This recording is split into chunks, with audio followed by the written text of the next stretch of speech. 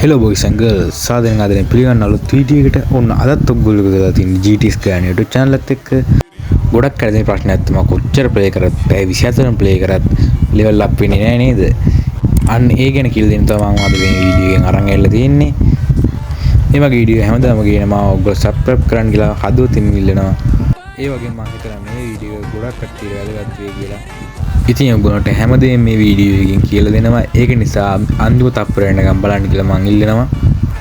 පුංචි මතක් කිරීමක් තියෙනවා. පහළ තියෙන subscribe button එක ක්ලික් කරලා bell icon එක all දාලා තියන්න. මේ වගේ වීඩියෝ හැමදාම බලන්න. අපි එනන් යා වීඩියෝ එකට. Let's go motherfucker.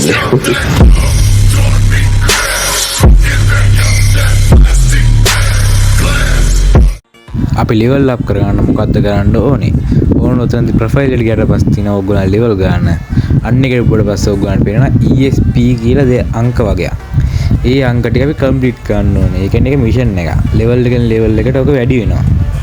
මේක දන්න කට්ටියනේ මේ වීඩියෝ කරන් ඉන්නේ නොදන්න කට්ටියට. හරිද? එතකොට ඔයගොල්ලෝ කියනවා ESP වැඩි කරගන්න ඕනේ මොනවද?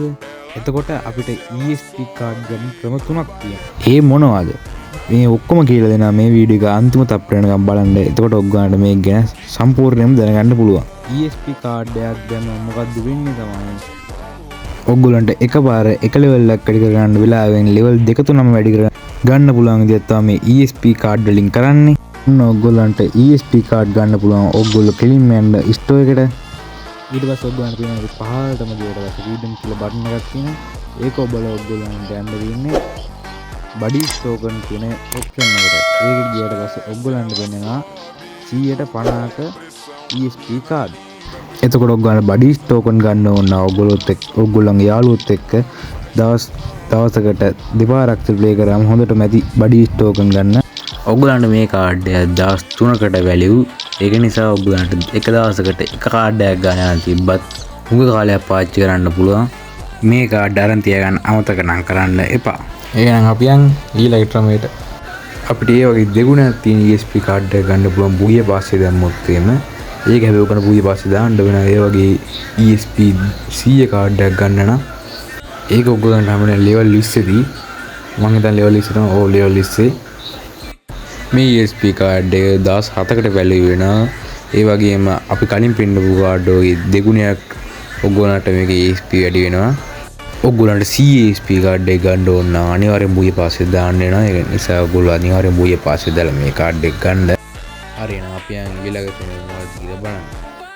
එහෙනම් තුන්වෙනි ESP කාඩ් ගන්න ක්‍රමය තමයි ඔයගොල්ලන්ට රෑන්ක් වලට රෑන්ක් ටෝකන් වලට ගියාම රෑන්ක් ස්ටෝර් එකේ තියෙනවා ඔය නිල් පාටේ තියෙන කාඩ් එක තමයි ESP කාඩ් එක කියන්නේ. මේ කාඩ් ඔයගොල්ලන්ට ගන්න පුළුවන් සීසන් එකකට 3 පාරයි. එතකොට මේක එක කාඩ් එකක් දවස් 3කට වැලියු වෙනවා. එතකොට ඔයගොල්ලන්ට දවස් 9කට වැලියු වෙන විදිහට කාඩ් 3ක් ගන්න පුළුවන්.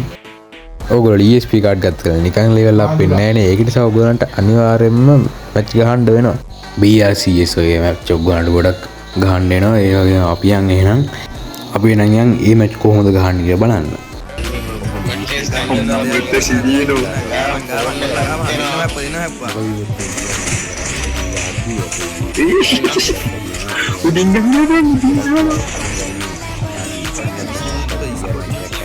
Aduh bro.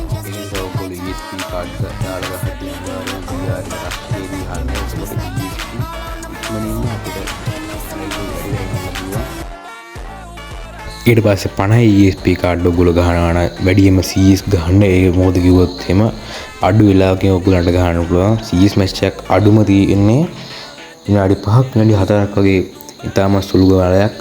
ඒ වගේම 50 ESP කාඩ් වලින් ගහද්දී ඔයගොල්ලෝ CS වල වැඩිම රෂ් කරන්න යන්නේ. එතකොට අපේ ESP නිකම්ම ගොඩක් ඉක්මනට වැඩි කරගන්න පුළුවන්. එතකොට ඔයගොල්ලන්ට ඉක්මනින්ම ඔයගොල්ලන්ගේ ලෙවල් එක අප් කරගන්න පුළුවන්. ඔන්න එනම් අද අපේ වීඩියෝ ඉවර වෙනවා. අන්තිම වෙනකම් බලන් හිටපුවා ඔයගොල්ලන්ට thank you කියන්න ඕනේ. ඒ වගේම ඔයගොල්ලෝ like කරලා අනිත් කට්ටිය දැනගන්න share කරලා subscribe කරලා bell icon එක all දාලා තියාගන්න. මේ වගේ වීඩියෝ හැමදාම බලන්න. අපි එනම් තවත් දවසක සෙට් වෙමු. Bye bye. Let's go motherfucker.